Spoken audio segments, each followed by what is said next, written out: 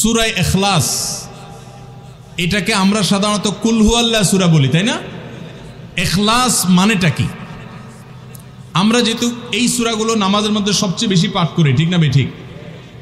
এই সূরাগুলো অর্থাৎ শেষের দিককার সূরাগুলো আমরা যেহেতু বেশি নামাজের মধ্যে পাঠ করি, এই সূরাগুলোর অর্থ যদি আমি জানি, ব্যাখ্যা যদি আমি জানি, তাহলে নামাজের মধ্যে মনোযোগ ধরে রাখা সহজ হবে। কারণ আপনি মুখে কি পড়তেছেন আপনি নিজে অর্থ বুঝেন না, মন্ত্রের মতো পাঠ করতেছেন, যদিও না বুঝে পড়লেও আপনি সওয়াব পাবেন, কিন্তু না বুঝে পড়লে তো আর এই কোরআনে আল্লাহ কি বলেছে এটা জানতে পারবেন না, না জানলে সে অনুযায়ী আপনি আমলও করতে পারবেন না। এই জন্য আমাদেরকে বুঝতে হবে। এই জন্য সূরা ইখলাস সম্পর্কে আমরা জানি, ইখলাস এই সূরার নাম হলো সূরাতুল ইখলাস বা ইখলাসের সূরা। ইখলাস শব্দের একটা অর্থ হলো পিওর করা, খাঁটি করা।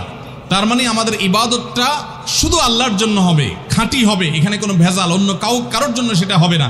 আমাদের দোয়াগুলো সব শুধু আল্লাহর জন্য হবে, খাঁটি এবং ফ্রেশভাবে আল্লাহর জন্য নিবেদন করবো, সাথে আর কারোর সেখানে শরিক করব না। এই জন্য এই সূরার নাম ইখলাস, যে এই সূরার মধ্যে আল্লাহর ইবাদত, একত্ববাদ, তাওহীদ এটাকে খাঁটি করবার নির্দেশ দেওয়া হয়েছে। আল্লাহর কোনো শরিক নাই, এই জন্য এটাকে সূরা ইখলাস বলা হয়েছে, খাঁটি করার সূরা, ঈমানকে বিশুদ্ধ করা, তাওহীদকে ঠিক করার সূরা।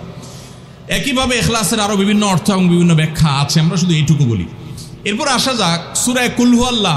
কেন আল্লাহ তাআলা এই সূরাটা নাজিল করলেন? কোরআনে কারীমের বিভিন্ন সূরা, বিভিন্ন আয়াত নাজিলের প্রেক্ষাপট আছে, যেটাকে শানে নুজুল বলা হয়। কেন এই সূরা আল্লাহ তাআলা আমাদেরকে দিয়েছেন, এ সম্পর্কে প্রিয় নবী সাল্লাল্লাহু আলাইহি সাল্লামের এক সাহাবী, তার থেকে একটি হাদিস বর্ণিত আছে। সেই হাদিসের আলোকে আমরা জানি যে মক্কার মুশরিকরা, মক্কার কাফিররা, অবিশ্বাসীরা, তারা প্রিয় নবী সাল্লাল্লাহু আলাইহি সাল্লাম যখন তাওহীদের দাওয়াত দিলেন, আল্লাহর পথে আসার দাওয়াত দিলেন, তারা বলল, মুহাম্মদ, আমরা তো সবার বংশ পরিচয় জানি। সেই যুগে মানুষ উটের পর্যন্ত বংশ পরিচয় জানতো, শিখত। তো নবী সাল্লাল্লাহু আলাইহি সাল্লামকে তারা জিজ্ঞাসা করেছে, মুহাম্মদ, তোমার যে আল্লাহর কথা বলো, ঈমান আনার জন্য বলো, তোমার আল্লাহর বংশ পরিচয়টা একটু আমাদেরকে জানাও। মক্কার মুশরিকদের এরকম হাস্যকর দাবি শোনার পর প্রিয় নবী সাল্লাল্লাহু আলাইহি সাল্লামের প্রতি আল্লাহ তাআলা এই সূরা নাজিল করে তাদের এই প্রশ্নটা যে অবান্তর, আল্লাহ তাআলার যে কোনো বংশ পরিচয় নাই, আল্লাহর যে কোনো জন্মদাতা নাই, তিনি যে কোনো জন্মদাতার মুখাপেক্ষী নন, সে বিষয়টাকে আল্লাহ তাআলা বিশদভাবে এই সূরাতে বিবৃত করেছেন, বর্ণনা দিয়েছেন। এই জন্য ওই প্রেক্ষিতে এই সূরাটা নাজিল হয়েছে। কোনো ওলামা ইকরাম, কোনো মুফাসসিরগণ অবশ্য ভিন্ন আরও একাধিক কথাও বলেছেন, তবে এটি সবচেয়ে প্রসিদ্ধ এবং বেশিরভাগ মুফাসসিরদের মতে এটি যে সূরা ইখলাস, কুল হুয়াল্লাহ সূরা নাজিল হয়েছে মক্কার মুশরিকরা প্রিয় নবী সাল্লাল্লাহু আলাইহি সাল্লামের কাছে আল্লাহর বংশ পরিচয় জানতে চাওয়ার মতো মূর্খতাসুলভ প্রশ্ন করেছে। সেই প্রশ্নের জবাবে এই সূরায় আল্লাহ রাব্বুল আলামিন বিস্তারিত বিবরণ দিয়েছেন। এবার আসুন আমরা এই সূরায় কি বলেছেন আল্লাহ রাব্বুল আলামিন সে বিষয়ে জানবো, এবং সেই সাথে এই সূরাটার বিশেষ ফজিলত আছে, সূরা ইখলাসের আবার স্পেশাল ফজিলত আছে, কি সেটা আমরা জানবো ইনশাআল্লাহ তাআলা। আমরা প্রথমে আসুন সূরার অর্থ আমরা জেনে নিই। কুল হুয়াল্লাহু আহাদ, আমার সাথে সাথে আপনারা বলুন, কুল হুয়াল্লাহু আহাদ, আল্লাহুস সামাদ,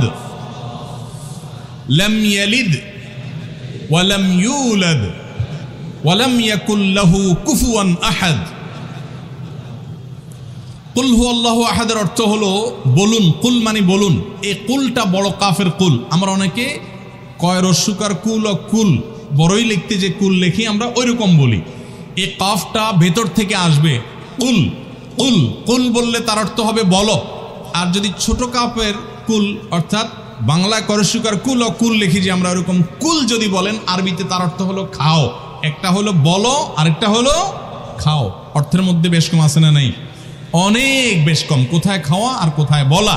এই জন্য এই কফটাকে একটু শুদ্ধ করার চেষ্টা করতে হবে, কুল ভিতর থেকে, কুল কুল হুয়াল্লাহু আহাদ। এর অর্থ কি? কুল মানে বলুন। আল্লাহ তাআলা তার রাসূলকে বলছেন, হে রাসূল, আপনার ভেতরে যে বিশ্বাস আছে তাওহীদের প্রতি, সেই বিশ্বাসকে প্রকাশ করে বলুন, হুয়াল্লাহু, হুয়া মানে তিনি, আল্লাহ মানে তো আল্লাহ, বলুন যে তিনি আল্লাহ, আহাদ মানে একক, অদ্বিতীয়, তার কোনো শরিক নাই, তার কোনো অংশীদার নাই, তিনি একক।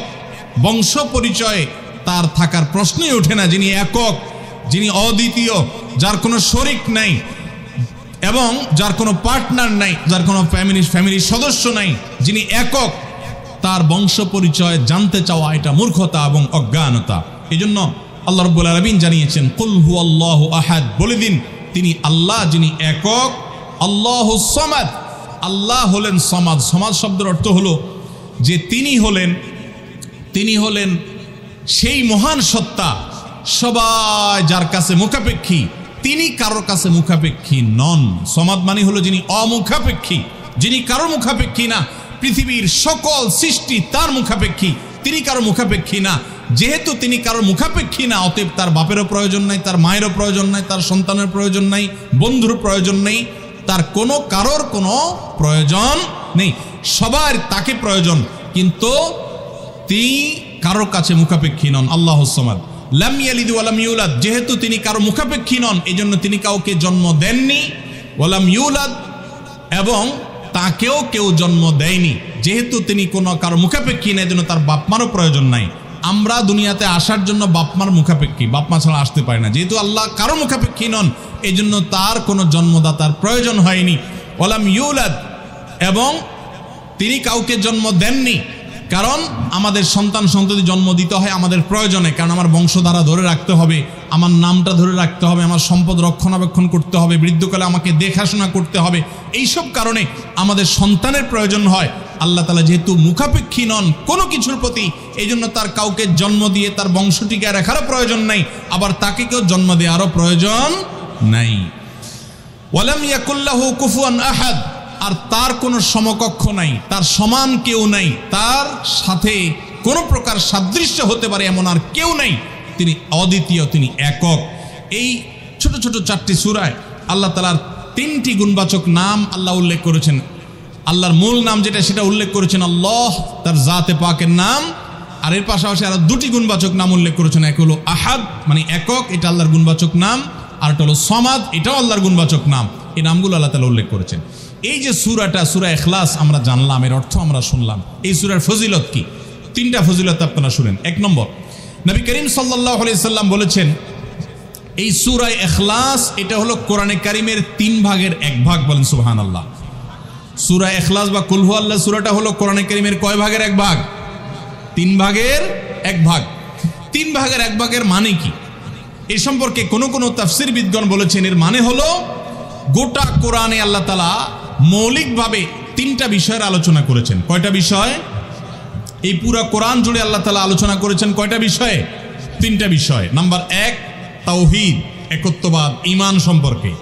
নাম্বার 2 আখবার, বিভিন্ন জাতি গোষ্ঠীর ইতিহাস আল্লাহ এখানে আলোচনা করেছেন। নাম্বার 3 এই কোরআন আল্লাহ তাআলা আলোচনা করেছেন আহকাম বা বিধিবিধান। ঈমানটা মানুষের, বিশ্বাসটা মানুষের সবচেয়ে গুরুত্বপূর্ণ। বিশ্বাস মানুষকে পরিচালনা করে, জন্য কোরআনে এটার আলোচনা সবচেয়ে বেশি। এরপর ইতিহাসের আলোচনা মানুষের অনেক বেশি প্রয়োজন শিক্ষা গ্রহণ করবার জন্য পূর্বের ঘটনাবলী থেকে, সেজন্য সেগুলোও আছে। আর 3 নম্বর বিধিবিধান, মানুষ কিভাবে চললে কোন দিকে গেলে লাভ হবে, কোথায় গেলে ক্ষতি হবে, সে হালাল হারামের বিবরণ কোরআনে আছে। 3টা বিষয়ের আলোচনার মধ্যে একটা হলো তাওহীদ বা ঈমান। এই সূরা ইখলাস এমন একটা সূরা কোরআনের, এই একটা সূরাতে পুরা সূরার 4টা আয়াতের সবগুলো আয়াতে শুধু ঈমান সম্পর্কে, শুধু আল্লাহর জাত সম্পর্কে বলা আছে। বলেন সুবহানাল্লাহ।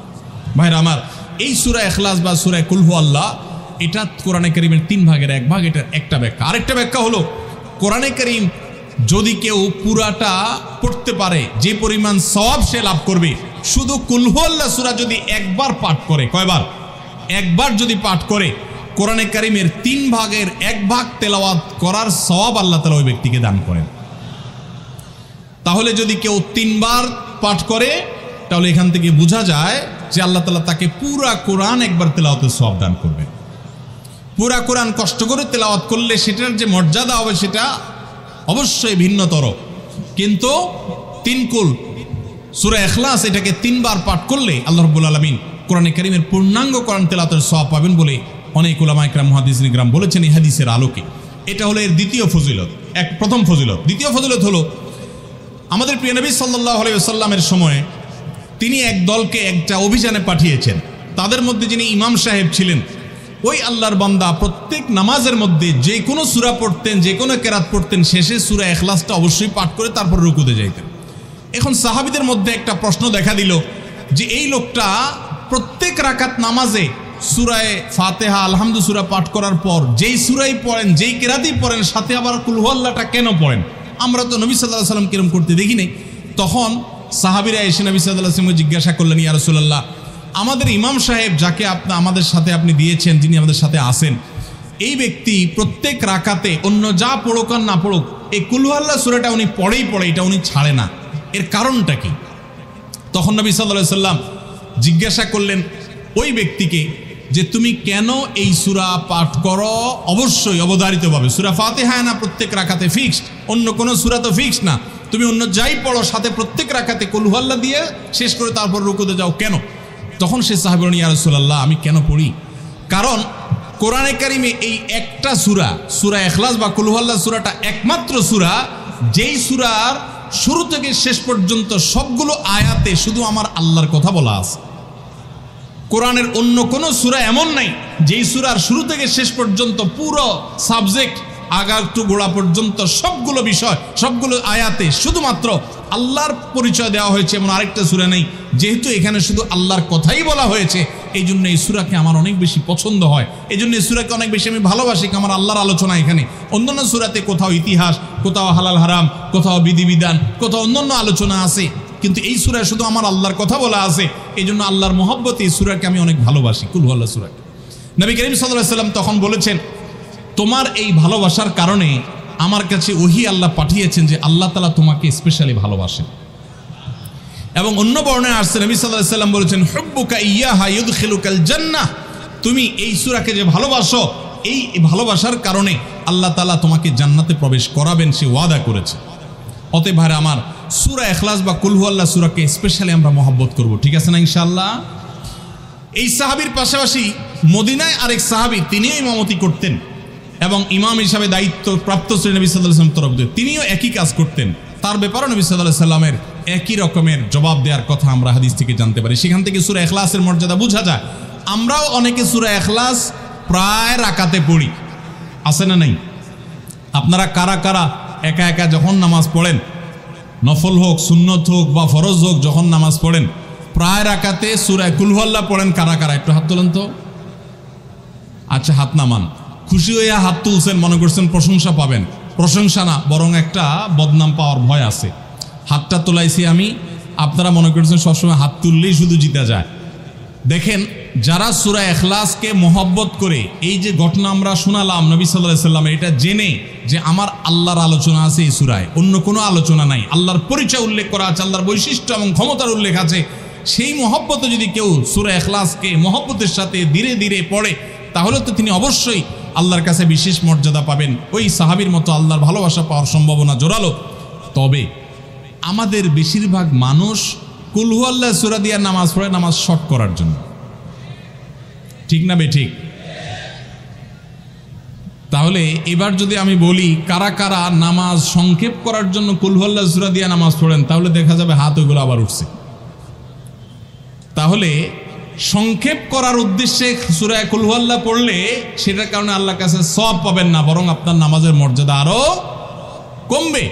নামাজ কি সংক্ষেপে করতে হয় না লম্বা সময় নিয়ে করতে হয়? আমরা খাওয়াটা খুব ধীরে সুস্থে খাই, ঘুমটা খুব ঠান্ডা মাথায় যায়, কাজকাম খুব ঠান্ডা মাথায় করি, শ্বশুরবাড়ি গেলে খুব আস্তে ধীরে যাই, সব কাজগুলো আমরা ধীরে সুস্থে করা পছন্দ করি। শুধু নামাজের বেলা আসলে, জিকির তসবির বেলা আসলে আমরা 4G 5G গতিতে, তুফান মেইলের গতিতে যত তাড়াতাড়ি সম্ভব করার চেষ্টা করি। সব জায়গায় গতি ভালো না, মোবাইলের নেট স্পিডের গতি ভালো বুঝলাম, কিন্তু তেলাওয়াত যে যত ধীরে ধীরে করবে, নামাজ যে যত আস্তে আস্তে পড়বে, আপনি মসজিদে লক্ষ্য রাখবেন, আপনার মসজিদে যেই লোকটার নামাজের সবচেয়ে বেশি সময় লাগায়, যেই লোকটার 2 রাকাত নামাজে সবচেয়ে বেশি সময় ব্যয় করে, আপনি নিশ্চিত ধরে নেবেন এই লোকটার নামাজি হিসাবে তত আল্লাহর কাছে প্রিয় এবং শ্রেষ্ঠ। অতএব সময় নিয়ে নামাজ পড়বো তো ইনশাআল্লাহ। আমাদের অনেকেরই তাড়াহুড়া করে নামাজ পড়ার স্বভাব আছে ভাইরা, ভালো না এটা। যাই হোক, তো সূরা ইখলাস আমরা এটাকে সংক্ষেপ করার জন্য পড়বো না, মহব্বত করার জন্য পড়বো আজ থেকে, ঠিক আছে তো ইনশাআল্লাহ।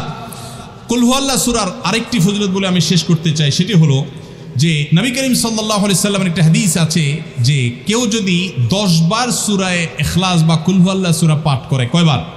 10 বার, রাতে দিনে যে কোনো সময় 10 বার যদি কেউ কুল হুয়াল্লাহ সূরা পাঠ করে, আল্লাহ নবী সাল্লাল্লাহু আলাইহি সাল্লামের হাদিসে ওয়াদা রয়েছে, আল্লাহ তাআলা ওই ব্যক্তির জন্য জান্নাতে একটা বিশাল প্রাসাদ নির্মাণ করবেন।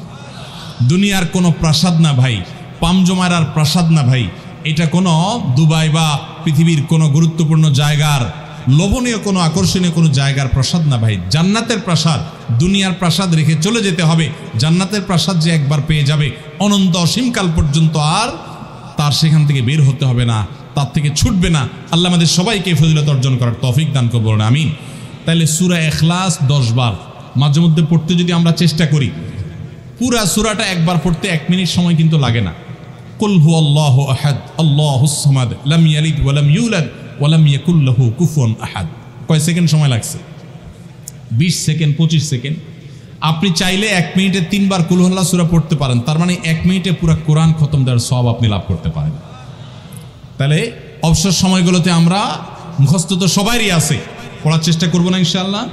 আল্লাহ আমাদের সবাইকে তৌফিক দান করুন।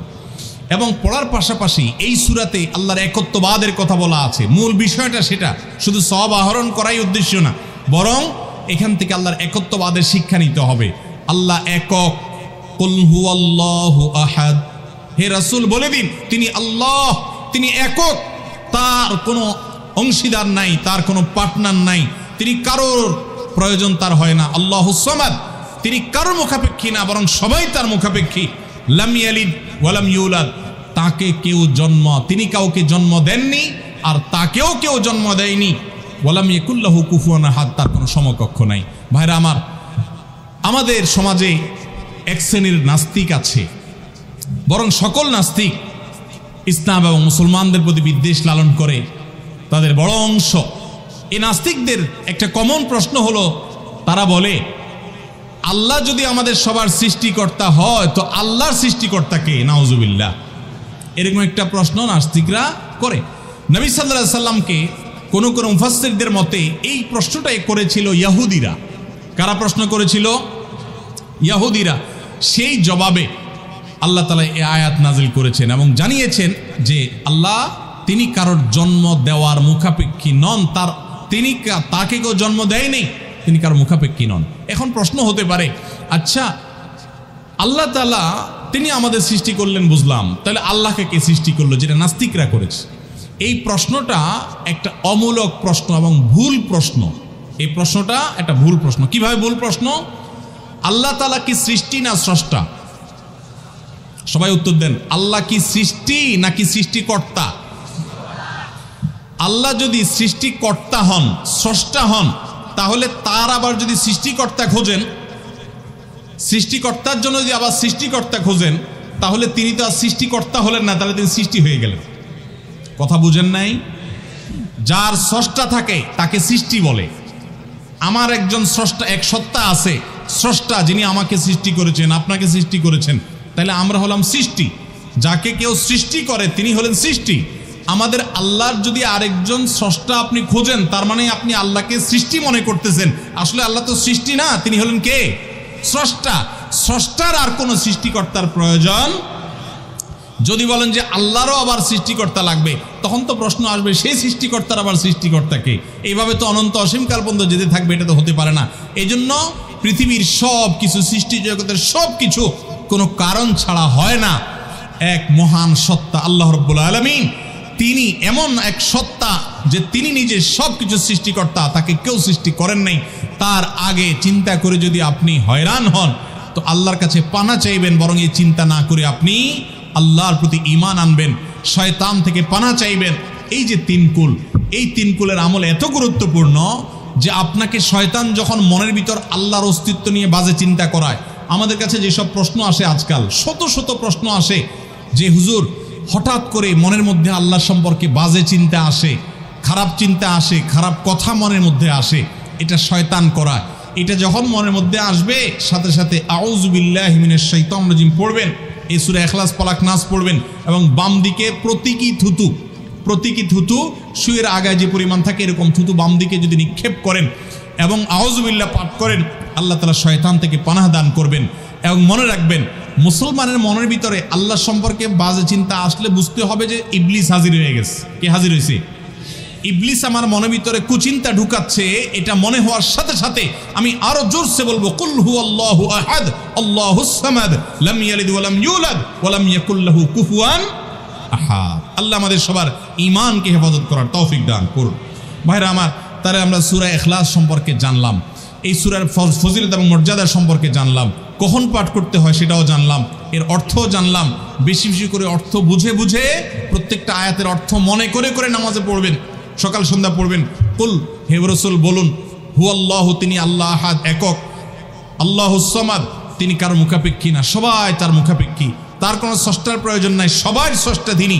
লাম ইয়ালিদ ওয়া লাম ইউলাদ, তিনি কাউকে জন্ম দেননি আর তাকেও কেউ জন্ম দেয় নাই। ওয়া লাম ইয়াকুল লাহু কুফুয়ান আহাদ, কুফু মানে সমান, তার সমান আর কেউ নাই, তার সামঞ্জস্য, তার সমতুল্য আর কেউ হতে পারে না, তিনি একক এবং অদ্বিতীয়। আল্লাহ তাআলা আমাদেরকে তার জাতের প্রতি, তাওহীদের প্রতি ঈমানকে সঠিকভাবে অবিচলভাবে রাখার তৌফিক দান করুন। আল্লাহ একক কোন দিক থেকে? ইবাদতের উপযুক্ততার ক্ষেত্রে আল্লাহ একক, ইবাদত আর কেউ পাওয়ার উপযুক্ত নাই। সমস্ত ইবাদত, সকল দোয়া, সকল প্রার্থনা শুধু কার কাছে হবে? অতএব কোনো বিপদে পড়লে কোনো মাজারে গিয়ে, কোনো মৃত মানুষের কাছে, কোনো মুর্দা পীরের কাছে, কোনো অদৃশ্য শক্তির কাছে সাহায্য চাইলে সেটা শিরক হবে, ঈমান নষ্ট হবে। সাহায্য চাইতে হবে সাথে সাথে কার কাছে? আল্লাহর কাছে। ভাইরা আমার, আমাদের অনেক মুসলমান ভাই আছে আল্লাহর কাছে সাহায্য চাইতে জানে না, আল্লাহর কাছে সাহায্য চাইতে জানে না, তারা বিভিন্ন মাজারে চলে যায়, শিরক করে ঈমানকে নষ্ট করে ফেলে। মনে রাখবেন, আমাদের সাধারণ মানুষের অনেকের মধ্যে একটা রোগ আছে, মনে করে যে আমার গুনাহগারের কথা কি আর আল্লাহ শুনবেন? এই মানসিকতা আমাদের অনেক মধ্যে আছে না নাই? অনেকে দেখবেন নিজে দোয়া করে না, হুজুরের কাছে শুধু দোয়া চায়। হুজুরের কাছে দোয়া চাওয়াটা গুনাহের কথা না, এটা জায়েজ, চাওয়া যায়, কিন্তু নিজে না করে সারাদিন শুধুমাত্র হুজুরের কাছে দোয়া চাওয়াটা ভুল। আপনি নিজে আল্লাহর কাছে দোয়া করা শিখবেন। আল্লাহ বলেছেন যে উদউনি আস্তাজিব লাকুম, তোমরা আমার কাছে দোয়া করো। আল্লাহ বলেছেন আমি তোমাদের দোয়া কবুল করবো, আল্লাহ ওয়াদা করেছেন। আপনি যত নাখান্দা মানুষ হন, আপনি যত সাধারণ মানুষ হন, আমরা যত গুনাহগার মানুষ হই না কেন, আমরা যদি আল্লাহর কাছে হাত তুলে, হুজুররা যেরকম মায়ের পেজ দিয়া সুন্দর সুরে সুরে কণ্ঠে আপনার মধুরতা মাখিয়ে, তারপরে আপনার ছন্দের তালে তাল মিলিয়ে কবিতার ছন্দের সাথে আয়াত পড়ে দোয়া পড়ে আল্লাহর কাছে চাইতে পারে, আমরা এত সুন্দর করে চাইতে পারি না, কোনো অসুবিধা নেই। ভাইরা আমার, আল্লাহর কাছে চাওয়ার জন্য মায়ের পেচের কোনো কথার দরকার হয় না, চালাকির দরকার হয় না। আরে যার বলার শক্তি পর্যন্ত নাই, সেই বোবাও যদি মনে মনে আল্লাহর কিছু চায়, কাছে কিছু চায়, আল্লাহ তাআলা আলিমুম বিযাতি সুদূর, বান্দার অন্তরের খবর পর্যন্ত আল্লাহ রাখেন, তার দোয়াও আল্লাহ তাআলা কবুল করে। এখন আপনারা অনেকে বলবেন আমি এত বেশি নামাজ কালাম পড়ি না, আমি অনেক গুনাহ করি, গান শুনি, হারাম কাজ করি, অনেক খারাপ কাজে লিপ্ত, আমার দোয়াকে আল্লাহ কবুল করবেন? আমি আপনাকে কোরআনের আলোকে আল্লাহর প্রতি আস্থা রেখে বলছি যে আপনি যত গুনাহগার বান্দাই হন না কেন, আল্লাহর কাছে যদি আপনি চাওয়ার জন্য সেই রকম আন্তরিকতা নিয়ে আপনি চান, খুব মায়ের পেজ দিয়ে না চান, আল্লাহ আমি একটু চাকরি নিয়ে বিপদে আছি, আল্লাহ আপনার হাতে সব কিছু, আমার মালিক, আমার কর্তৃপক্ষ, বস, সবার মন আপনার নিয়ন্ত্রণে, আপনি আমার চাকরির সমস্যাটা দূর করে দেন, আল্লাহ আমি বিপদে আছি, এটা দূর করে দেন, আল্লাহ তাআলা আপনার দোয়া কবুল করবেন। এজন্য আমরা দোয়া করব কার কাছে? ইনশাআল্লাহ আল্লাহর কাছে। ওয়াইদা সাআলতা ফাসআলিল্লাহ ওয়াইদা ইসতাআনতা ফাসতাইন বিল্লাহ। নবী সাল্লাল্লাহু আলাইহি ওয়াসাল্লাম শিক্ষা দিয়েছেন তার এক সাহাবীকে, চাইবা যখন আল্লাহর কাছে, সাহায্য চাইবা আল্লাহর কাছে। আল্লাহ আমাদের সবাইকে তৌফিক দান করুন। স্যার, সূরা ইখলাসের মূল শিক্ষাটা হলো, সূরা ইখলাস আমাদেরকে তাওহীদবাদী হতে শিখায়, একত্ববাদের শিক্ষা দেয়। ইহুদিরা তারা উযায়ের আলাইহিস সালামকে আল্লাহর পুত্র বলে, নাউজুবিল্লাহ। খ্রিস্টানরা ঈসা আলাইহিস সালামকে আল্লাহর পুত্র বলে, নাউজুবিল্লাহ। মারিয়ামকে আল্লাহর স্ত্রী বলে, নাউজুবিল্লাহ। মক্কার মুশরিকরা ফেরেশতাদেরকে আল্লাহর কন্যা বলে, নাউজুবিল্লাহ। এই সব কিছু থেকে পবিত্র মুসলমানেরা তারা কোনো প্রকার সীমালঙ্ঘন করে না, তাদের নবীকে অন্য কাউকে আল্লাহর সন্তান সাব্যস্ত করে না। কোরআনের এই সূরায় আল্লাহ তাআলা সেটাই বলেছে। অতএব আল্লাহ সম্পর্কে সেই সঠিক ধারণাটা আমরা গ্রহণ করব, এটা হলো এই সূরার শিক্ষা। এবার আসা যাক সূরা ফালাক এবং নাস। সূরা ফালাক এবং সূরা নাস এই দুইটা সূরাকে বলা হয় মুআউযাতাইন। মুআউযাতাইন মানে হলো যেই দুইটা সূরা দিয়ে আল্লাহর কাছে আশ্রয় চাওয়া হয়, আল্লাহর কাছে অ্যাপ্লিকেশন, বিপদে আপদে, অসুখে বিসুখে মুসিবতে আল্লাহর কাছে, মহান রবের কাছে আশ্রয় চাওয়ার সূরা হলো এই দুইটা সূরা। এই জন্য এগুলোকে বলা হয় মুআউযাতাইন। মুআউযাতাইন শব্দের অর্থই হলো আল্লাহর কাছে যে সূরা দিয়ে আশ্রয় চাওয়া হয়, সেটা হলো সূরা ফালাক আর সূরা নাস। আপনার যদি কোনো বিপদ হয়, আজকে অনেক ভাই প্রশ্নে লিখেছেন, অনেক সময় মানুষ বলে, ভাই আমার বাচ্চাটার এই সমস্যা, আমার ওই ওয়াইফের এই সমস্যা, আমার স্বামীর এই সমস্যা, আমার এই সমস্যা, আমরা আল্লাহর কাছে আশ্রয় চাইতে জানি না। আজকে শিখে যান, আপনি কোনো আলেমের কাছ থেকে দোয়া দুরুদ পড়িয়ে নিতে পারেন, পানি পড়া নিতে পারেন, তেল পড়া নিতে পারেন, শরীরে ফু দিয়ে নিতে পারেন, এগুলো জায়েজ। রুকিয়া, ঝাড়ফুঁক বলে এগুলোকে, কোরআন আয়াত দিয়ে এগুলো করলে অসুবিধা নেই ঝাড়ফুঁক করা। কিন্তু আপনারা যারা এখানে আছেন সবাই এই আমলটা করতে পারেন। সেটা কি? সূরা ফালাক এবং সূরা নাস আপনারা ঠিকমতো পড়বেন। দেখেন আপনার বাচ্চার কোনো অসুবিধা হয়েছে, আপনি নিজে পড়বেন। কোনো হুজুরি দিয়ে করাতে পারলে ভালো।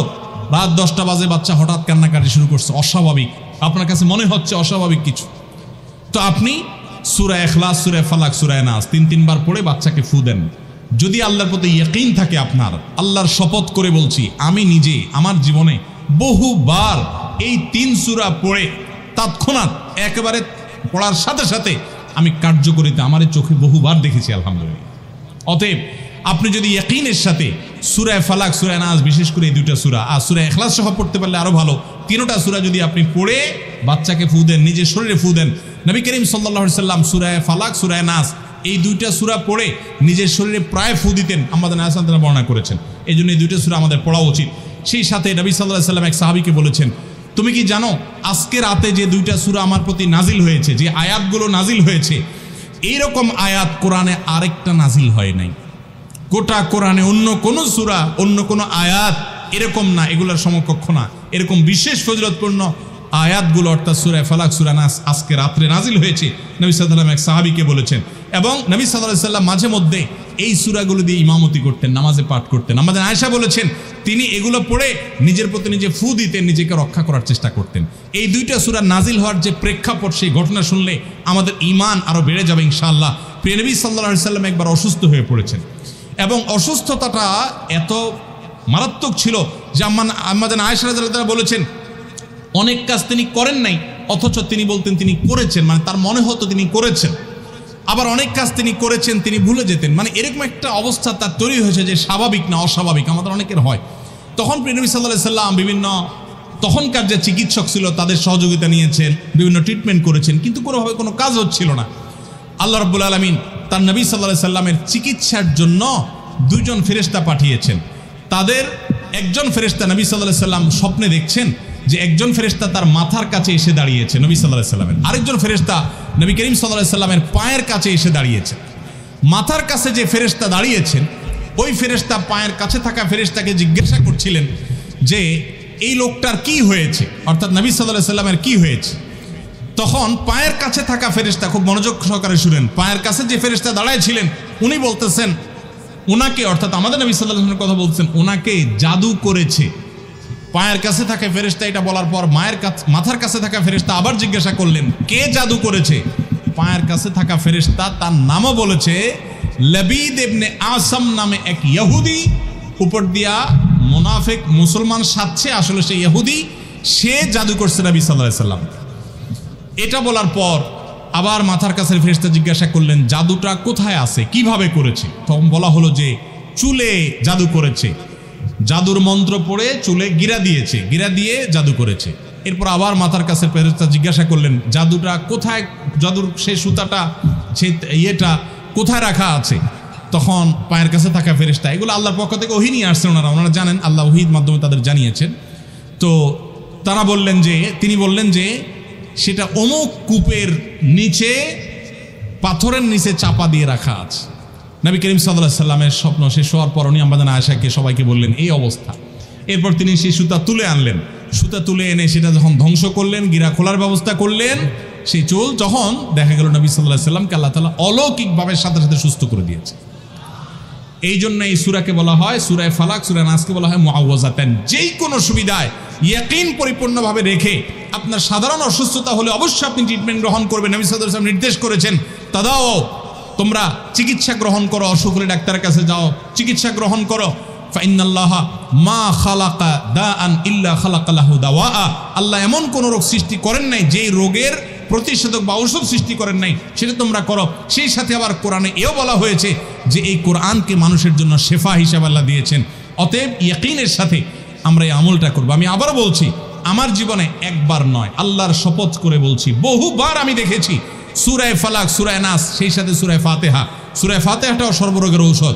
সূরায়ে ফাতিহা, সূরায়ে ইখলাস, সূরায়ে ফালাক, সূরায়ে নাস এগুলো পড়ে ফু দিয়ে পানিতে, তেলে, খাবারে, মানুষের উপরে যেই কোনো বিশেষ করে জিন্নাতের সমস্যা, ব্ল্যাক ম্যাজিকের সমস্যা বা অস্বাভাবিক সমস্যা বা সাধারণ রোগ হলেও আল্লাহর কাছে আশ্রয় চাওয়া হলে আমি বহুবার দেখেছি যে আল্লাহ রাব্বুল আলামিন কুদরতিভাবে তৎক্ষণাৎ সেটার কার্যকারিতা আমাকে দেখিয়েছেন, সাহায্য করেছেন। আমরা সবাই আমল করবো তো ইনশাআল্লাহ। আজকে আপনাদেরকে এই সিক্রেট জিনিসটা জানায় রাখি। আপনাদের কাছে সিক্রেট, আপনারা আমাদের কাছে বোতল নিয়ে আসেন, তেল নিয়ে আসেন, হুজুর একটু পানি করে দেন। অনেক সময় বাচ্চাকে নিয়ে আসেন, হুজুর একটু তাকে দোয়া পড়ে ফু দিয়ে দেন। আমরা কি দোয়া পড়ি আজকে সেটা আমি আপনাদের সামনে ফ্ল্যাশ করে দিলাম, জানিয়ে দিলাম। যদি এটা আসলে সিক্রেট কোনো বিষয় না, কোরআন হাদিসে বলাই আছে, কিন্তু আমাদের কাছে অজানা, সেই অর্থে সিক্রেট বলেছি। তো এই আমলটা আজকে আপনাদেরকে জানিয়ে দিলাম। মা বোনরা নিজেরা আমল করবেন, নিজের জন্য নিজে দোয়া পড়বেন, বাচ্চার জন্য আপনি পড়বেন, পুরুষরাও করবেন, যে কেউ যে কারোর জন্য করতে পারেন। আমার বাসা বাচ্চার কোনো অসুবিধা হলে মাঝে মধ্যে আমার মিসেস বলতেন যে একটু দোয়া পড়ে সূরা ফাতিহা পড়ে ফু দাও তো। আমি আমার মিসেসকে সাথে সাথে বলি, কেন, তুমি দিলে কি সমস্যা? আমি দিব অবশ্যই, কিন্তু তুমি তো আল্লাহর বান্দা, তুমি বরং আল্লাহর প্রতি ইমানে কিনা আমার চাইতে আরো বেশি রেখে পড়তে পারো। আল্লাহ তাআলা অবশ্যই সেটা কার্যকর করতে পারেন। এই জন্য আমরা কার্পণ্য করব না, শুধু হুজুরদের দিকে চেয়ে থাকবো না। হুজুরদের কাছ থেকে দোয়া আনবো, পানি পড়া আনবো, সেটা যেমন ঠিক আছে, তার চাইতে উত্তম হবে যে এই দোয়াগুলো নিজে নিজে যদি আপনি পড়েন, আল্লাহর কাছে সরাসরি চান, সেটা আরো বরং আপনার জন্য উচিত হবে এবং ভালো হবে। আমরা সবাই চেষ্টা করবো না ইনশাআল্লাহ? তাহলে জানিয়ে দিলাম যে আমরা আপনাদেরকে তেল পড়া, পানি পড়া ইত্যাদিতে অনেক কিছুই, অনেক সময় দুরূদ শরীফ পাঠ করি, অনেক সময় কোরআন কারীমের আরো অনেক সূরা আয়াত পাঠ করি। শুধু এগুলোই পাঠ করি তা বলছি না, কিন্তু এগুলো হলো মূল। এগুলো অনেক সময় সূরা ফাতিহা পড়ে ফু দেই, আমরা সূরা ফালাক, নাস পড়ে ফু দেই, যেগুলো আপনিও করতে পারেন। তো সেগুলো আপনাদেরকে পড়ার জন্য আমরা উৎসাহ দিচ্ছি। অনেক সময় সাধারণ মানুষ আমরা মনে করি না, ওই হুজুর বোধহয় বিশেষ কিছু পাঠ করেন। ভাই, এই কোরআন 30 পারা, হুজুরের জন্য কি 31 পারা আছে? তাহলে এই 30 পারা থেকে হুজুর পাঠ করে, আপনার সামনে সেই কোরআন আছে না নাই? এই কোরআন হুজুরের জন্য যদি কার্যকর হয়, আপনার জন্য কার্যকর হবে না নাই? অতএব আমরা সবাই আল্লাহর কাছে দোয়া করতে শিখবো তো ইনশাআল্লাহ। এই দেশে যত দোয়া আছে সব দোয়ার কন্ট্রাক্টরই আমরা হুজুরদেরকে দিয়ে দিছি। নতুন ট্রাক কিনছে, হুজুর এনে দোয়া দিতে হবে। নতুন জমি কিনছে, প্রথম কব হুজুর দিয়ে দোয়া দিতে হবে। নতুন আপনার ঢালাই হচ্ছে, হুজুর দিয়ে ঢালাই দিতে হবে। আবার ঘরে উঠবে, হুজুর দিয়ে দোয়া করাইতে হবে। নামাজ শেষ, হুজুর দিকে ছায়া থাকে, হুজুর হাত উঠাইলে উঠাবে। আবার হুজুর হাত নামানোর পর আর দোয়াও করতে পারে না, ডান পাশ থেকে খোঁচা মারে, মানে হুজুরের নামানো শেষ, তুমি এখনো কি করো, আছে না নাই? আমরা আল্লাহর কাছে নিজে নিজে চাওয়া শিখবো কি শিখবো না বলেন? আল্লাহর বান্দাদের সবাইকে আল্লাহ বলেছেন, উদউনি আস্তাজিব লাকুম, তোমরা সবাই আমার কাছে দোয়া করো, আমি দোয়া কবুল করব। অতএব আল্লাহর কাছে দোয়া করতে শিখবো তো ইনশাআল্লাহ।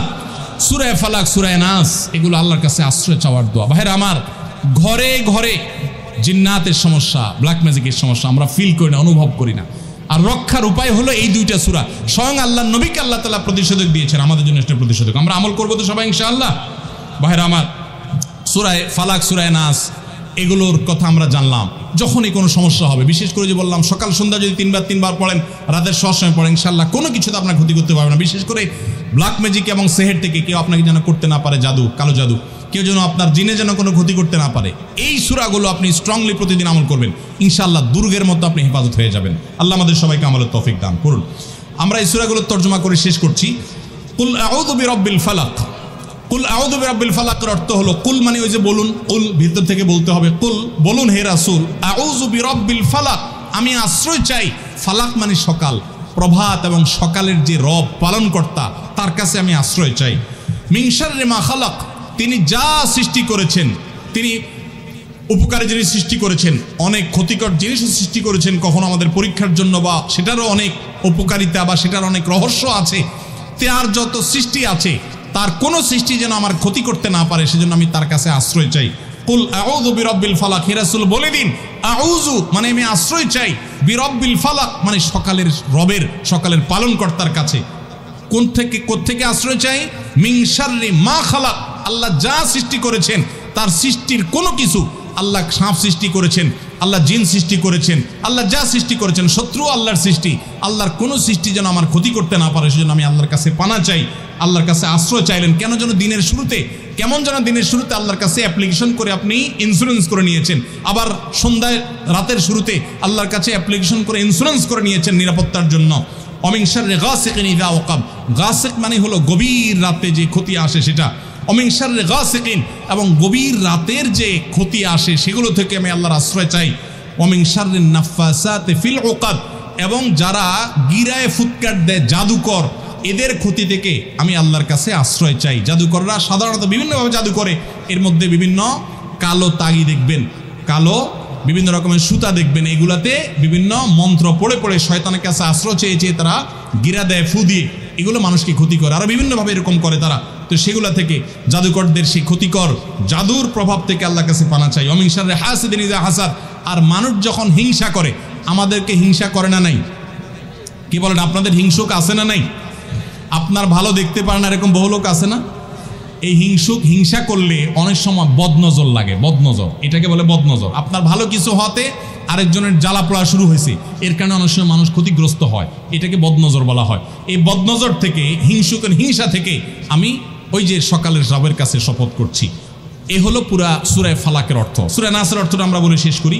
কুল আউযু বিরাব্বিন নাস, হে রাসূল আপনি বলেন আউযু বিরাব্বিন নাস, আমি মানুষের পালনকর্তা আল্লাহর কাছে আশ্রয় চাই। মালিকিন নাস, যেই মানুষের পালনকর্তা আবার মানুষের মালিকও। ইলাহিন নাস, যিনি মানুষের মাবুদ, ইবাদতের উপযুক্ত, তার কাছে আশ্রয় চাই। কোত্থেকে? মিন শাররিল ওয়াসওয়াসিল খান্নাস, যে শয়তান মানুষকে ভেতর ভেতরে তার মনের ভিতরে খারাপটার কুমন্ত্রণা দেয়, খারাপ কাজ করতে তাকে প্ররোচিত করে, ভালো কাজ করতে দেয় না, এই শয়তানের কুমন্ত্রণা থেকে সেই মানুষের রবের কাছে আশ্রয় চাই। আল্লাযী ইউওয়াসওয়িসু ফী সুদুরিন নাস, যেই খান্নাস, যে শয়তান মানুষের অন্তরের মধ্যে ওয়াসওয়াসা দেয়, কুমন্ত্রণা দেয়। আমাদের মনের ভিতরে খারাপ চিন্তা বেশি আসে না ভালো চিন্তা বেশি আসে? কি বলেন, খারাপ চিন্তা বেশি আসে আপনাদের মনে না ভালো চিন্তা? ভালো চিন্তা বেশি আসলে তো আল্লাহর ওলি, মাশাআল্লাহ। আপনাদের নামাজ পড়তে আরাম লাগে না গুনাহ করতে আরাম লাগে? এটাই বাস্তবতা। শয়তান আমাদেরকে সেটা আমাদের কাছে সবসময় আকর্ষণীয় করে তুলে, তো এটা থেকে আল্লাহর কাছে পানা চাওয়া হয়েছে। মিনাল জিন্নাতি ওয়ান নাস, শয়তান দুই প্রকার। শয়তান ক প্রকার ভাই? একটা হলো জিন শয়তান, যেটা আমরা দেখি না, আমাদের শরীরের রক্তের সাথে মিশে যেতে পারে। ইয়াজরি আহাদাকুম মাজরাদ দাম, নবী সাল্লাল্লাহু আলাইহি ওয়াসাল্লাম বলেছেন শয়তান তোমাদের রগে রগে, তোমাদের শিরা উপশিরার সাথে মিশে তোমাদের শরীরে মনের ভিতরে প্রভাব সৃষ্টি করে। এটা থেকে আল্লাহর কাছে পানা চাইতে বলা হয়েছে। ওয়ান নাস, আর মানুষ শয়তানও আছে। জিন শয়তান যে কাজ করে, অনেক বন্ধু আছে দেখবেন আপনারা কুবুদ্ধি দেয়। যত লোক বিড়ি সিগারেট খাওয়া ধরছেন, এরা মায়ের পেট থেকে বিড়ি হাতে নিয়ে আসছেন দুনিয়াতে? কি বলেন? যারা মদ খাওয়ার বদভ্যাস হয়েছে, এই হারাম কাজটা যারা করে, তারা কি মায়ের পেট থেকে মদের বোতল নিয়ে আসছে? তারা এগুলা কোত্থেকে শিখছে? 100% মানুষ কোনো না কোনো মানুষ শয়তান থেকে শিখছে, ঠিক না? ঠিক। মানুষ সবসময় খারাপ হয় অসৎ সঙ্গের কারণে। এই জন্য বাংলা যে কথা আছে, সৎসঙ্গে স্বর্গে বাস, অসৎ সঙ্গে সর্বনাশ, এটা কোরআন হাদিসেরই কথা, এই কথা সঠিক কথা। এই জন্য ভাইরা আমার, আপনি জীবনে যেই বন্ধু দেখবেন আপনাকে খারাপ কাজের কথা বলে, আরে কি হবে চল সিনেমা দেখে আসে, আরে বাদ দে তোর এই সমস্ত, এরকম কিছু বন্ধু আছে না? সাথে সাথে ওই বন্ধুকে 3 তালাক দিবেন। কয় তালাক? আবার বউরে তালাক দিবেন না, খবরদার। ওই বন্ধুকে আপনি ছেড়ে তার কাছ থেকে দূরে চলে যাবেন, কারণ এটা জিন শয়তান না, মানুষ শয়তান, এটা মানুষরূপী শয়তান। এই জন্য এই সূরাতে কোরআন কারীমের শেষ আয়াতে আল্লাহ তাআলা বলেছেন, জিন শয়তান মানুষ শয়তান উভয় থেকে তুমি আল্লাহর কাছে পানা চাও। আল্লাহর কাছে আমরা সেটা পানা চাইবো। তাহলে সূরা ফালাকের মধ্যে দেখেছি যত প্রকার ক্ষয়ক্ষতি আছে সেগুলো থেকে আমরা পানা চেয়েছি, বিশেষ করে অদৃশ্য ক্ষয়ক্ষতি। আর সূরা নাসের মধ্যে আমরা দেখেছি শয়তান যে আমাদেরকে কুমন্ত্রণা দেয়, সেখান থেকে আল্লাহ আমাদেরকে পানা চাইতে বলেছেন। গোটা কোরআনের 30 পারা মধ্যে, সবগুলো সূরার মধ্যে একেবারে শেষের সূরার শেষের অংশে এসে আল্লাহ তাআলা একদম কোরআনকে ফিনিশ করছেন কি দিয়ে দেখেন, শয়তান থেকে পানা চাওয়া নিয়ে। এই শয়তান সম্পর্কে আমাদের কোনো ধারণাই নেই। শয়তান সম্পর্কে একদিন 1 ঘন্টা আলোচনা করতে হবে। পরবর্তীতে আল্লাহ কখনো তৌফিক দিলে যদি সুযোগ পাই, শুধু শয়তান সম্পর্কিত আয়াতের ব্যাখ্যা যাব, কারণ শয়তান সম্পর্কে আমরা বেশিরভাগ মানুষ জানি না। অনেকে আমরা দুধ কলা দিয়ে যেরকম মানুষ সাপ পোষে, অনেকে আমরা শয়তানরে সেরকম হৃষ্টপুষ্ট করে নিজের কাছে রাখি। আপনার অনেক খারাপ বন্ধু আছে, তারপর আপনি তারে বন্ধু বানায় রাখছেন, তার মানে মানুষ শয়তানকে আপনি দুধ কলা দিয়ে পুষতেছেন। আপনার জাহান্নামে যাওয়ার কারণ হবে, দুনিয়া ধ্বংসের কারণ হবে, আপনি মাদক আসক্ত হবেন, আপনি যৌতুকে যাবেন, আপনি মানুষ খুনে যেতে পারেন, খারাপ পথে যেতে পারেন। এই সব কিছু মানুষ খারাপ সঙ্গের কারণে হয়ে থাকে। আল্লাহ তাআলা আমাদের সকল খারাপ সঙ্গকে দূরে রেখে ভালো মানুষদের সাথে থাকার তৌফিক দান করুন। ভাইরা আমার, তাইলে আমরা সূরা ইখলাস, সূরা ফালাক এবং সূরা নাস, তিনটা সূরার অর্থ জানলাম, এগুলোর সংক্ষিপ্ত ব্যাখ্যা জানলাম, এগুলো কোন প্রেক্ষাপটে নাজিল হয়েছে সেটাও জানলাম, এবং এই সূরাগুলোর বিশেষ করে আপনার সকাল সন্ধ্যায় এবং রাতে শোয়ার আগে এবং 5 ওয়াক্ত নামাজের পরে পাঠ করতে হয়। সেটা করলে আমাদের সেফটির ব্যাপারটা এখানে চলে আসে, নিরাপদ আমরা হয়ে যাব, আমরা সেফ হয়ে যাব, আল্লাহর নিরাপত্তা চলে আসবো, সেটাও আমরা জানলাম। আজকের এই মাহফিল থেকে এই সূরাগুলোর অর্থ বুঝে নামাজের মধ্যে পড়া এবং এটা যেখানে যেখানে পাঠ করা দরকার সেখানে পাঠ করা, এই সূরাগুলোর যে মর্ম আছে সেটাকে বিশ্বাস করা, উপলব্ধি করা, আমল করা, এই কাজগুলো যারা করবেন, নিয়ত করছেন, আজ থেকে পড়বেন, নিয়মিত নিয়ত করছেন, তারা একটু হাত তুলে দেখান। আল্লাহ আমাদের সবার হাতগুলোকে আপনি কবুল আর মঞ্জুর করে নেন। আল্লাহ আমাদের সবাইকে আপনি আমল করার তৌফিক দান করেন। মাবুদ এখানে যেরকম একত্র করেছেন জান্নাতুল ফিরদাউসে এইভাবে একত্র করার তৌফিক দান করেন। জাযাকুমুল্লাহু খায়রা ওয়া আখিরু দাওয়ানা আনিল হামদুলিল্লাহি রাব্বিল আলামিন।